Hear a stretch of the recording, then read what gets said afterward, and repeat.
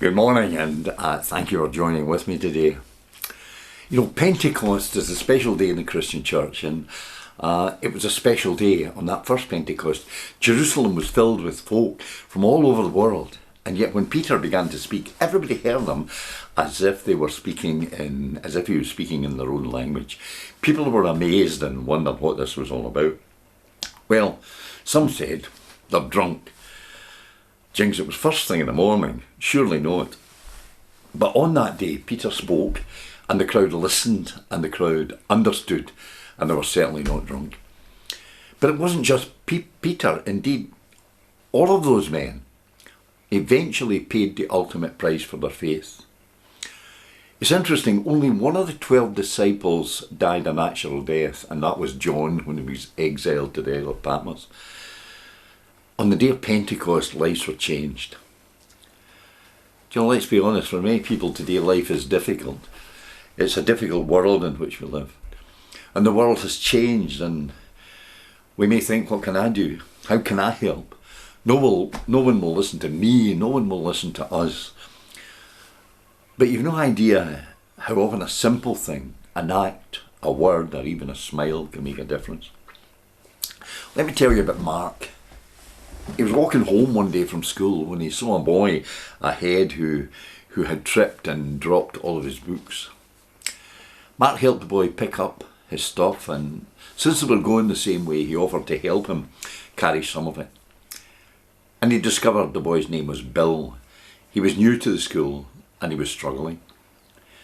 Moments later, the two of them arrived at Bill's home, and Mark was invited in, and after that day the two boys became friends. A few days before they were due to leave school for the final time, Bill said, "Mark, did you ever wonder why I was carrying so many things home that day? Well, you see, I'd been storing up my mum's sleeping pills, and I was going to take them. I was cleaning out my locker so that nobody would have to clear up the mess I left. At that moment, I was so down, but you helped me, and then maybe helped me to believe that after all, there was some hope for me."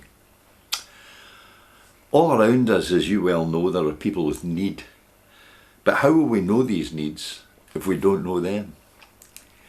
When Peter spoke, everybody heard the message. They heard it in their own language and they understood. I sometimes think in the church we speak a language that only we understand. Sometimes our ways, our language, even what we wear is a barrier. Someone once said that the best language of all is a smile and a welcome. I think we can all understand that. Maybe our obscure churchy words need to be redefined. Maybe even for us ministers, our dress. But there are words out there that everybody can understand, like love and welcome and acceptance and forgiveness and compassion. And in a sense, these are the words that Jesus continually used and preached about. It's very clear what the church should be about and what we as individuals should be about. And you know, sometimes I think we need to turn around, have a new start, maybe even a new Pentecost. Think about it. Again, God bless you, and thank you for listening to me today.